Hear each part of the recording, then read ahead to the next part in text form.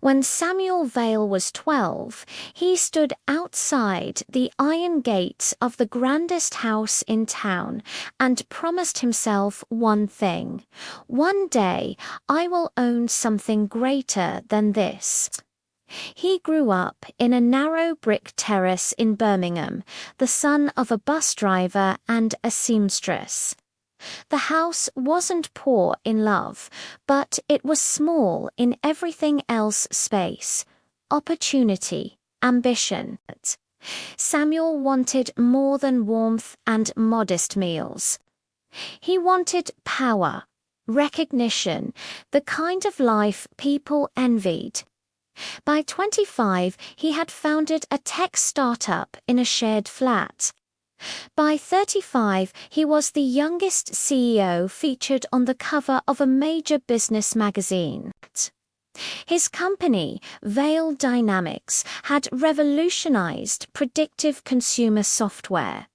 Investors praised his brilliance. Journalists called him visionary. What they didn't call him was kind. The first compromise had seemed harmless. His co-founder Marcus had been the cautious one. Ethical boundaries mattered to him.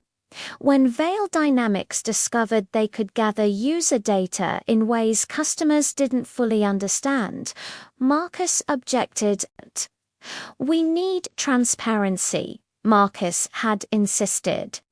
"If people knew what we're doing, they'd think twice." Samuel had stared at the projections on the screen graphs, rising like cathedral arches. "If they knew," Samuel replied, "they wouldn't care. They'd click agree and move on." They didn't give users the full picture. The profits doubled. Marcus left 6 months later. Samuel barely noticed. The second compromise was easier. A smaller competitor developed a cleaner, more ethical version of the same software. Instead of improving his own practices, Samuel authorized a quiet smear campaign on articles questioning the competitor's security standards. Whispers to investors about instability. The competitor folded within a year. Samuel bought their patents at auction. His board applauded. By 40, Samuel owned the house with the iron gates larger than he'd imagined as a child. Glass walls, marble floors, a view stretching over the city that once ignored him. He had everything. Money pooled in offshore accounts. Politicians attended his dinner parties. Universities invited him to speak about innovation and grit. He spoke about hard work and bold vision. He did not speak about compromise. But desire, once fed, doesn't rest. When Vale Dynamics landed a contract with a national security agency, Samuel saw legacy, immortality. His software would shape policy, predict unrest, guide decisions at the highest levels. The contract required deeper data access, private messages, location histories, behavioral profiles. This could harm people, his head of compliance warned. Wrong predictions. False flags. Samuel didn't hesitate. Progress always costs something. The system went live. Months later, a small protest group was flagged as high risk. They weren't dangerous, just loud, inconvenient critics of corporate surveillance. But the algorithm had marked them. Authorities intervened aggressively. Arrests were made, lives were disrupted. Samuel read the internal report alone in his office. He recognized the flaw in the model immediately. He could have slowed the rollout. He could have demanded safeguards. He had chosen speed instead.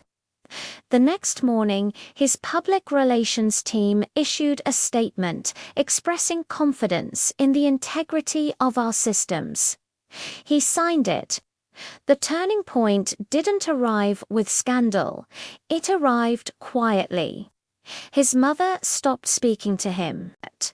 She had always defended him in town when neighbors whispered about data scandals and aggressive tactics.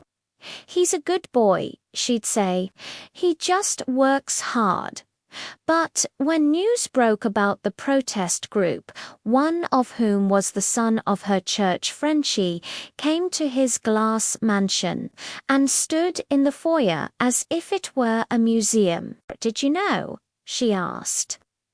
Samuel opened his mouth with prepared defenses, complex systems, unintended consequences, industry standards.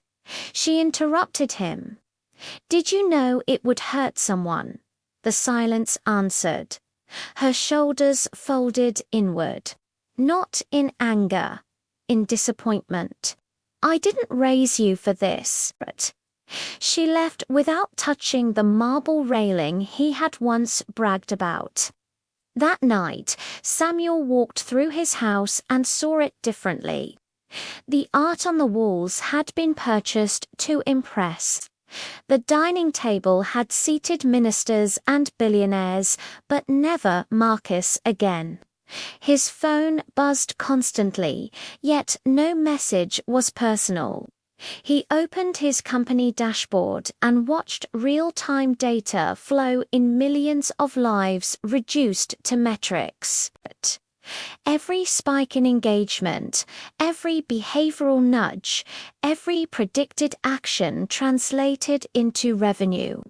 He had built a machine that turned human vulnerability into profit. And it had worked. Weeks later, a journalist uncovered internal emails, says emails showing he'd known about the risks before the national rollout. The story spread fast. Share prices dipped. Politicians distanced themselves. His board urged him to deny everything. "It will pass," they said.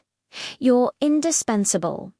Samuel looked at the statement drafted for him, carefully worded evasions, subtle blame shifting. He imagined the 12-year-old boy at the iron gates. "One day, I will own something greater than this." But he no longer owned himself. For the first time in his career, Samuel refused strategy. At the press conference, cameras flashed, microphones crowded the podium. He could have lied. He had lied before. Instead, he told the truth. He spoke about the data shortcuts, the smear campaign, the warnings he ignored, the contract he rushed. He did not hide behind complexity.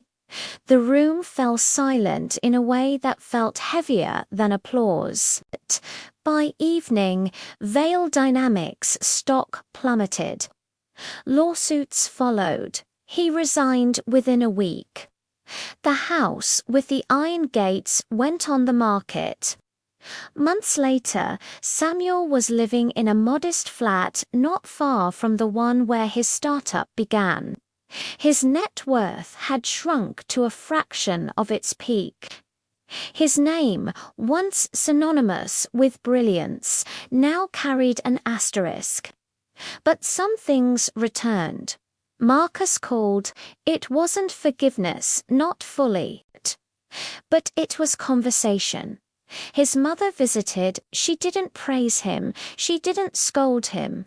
She simply sat with him in a kitchen small enough that their knees touched under the table.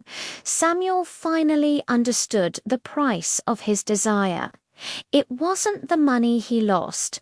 It was the years he had spent believing success justified erosion. Every compromise had carved something invisible away empathy, restraint, humility, till he had become efficient but hollow. He had wanted everything. He got it. And only when he lost it did he realize that desire, unchecked, does not simply demand payment. It collects it from the soul.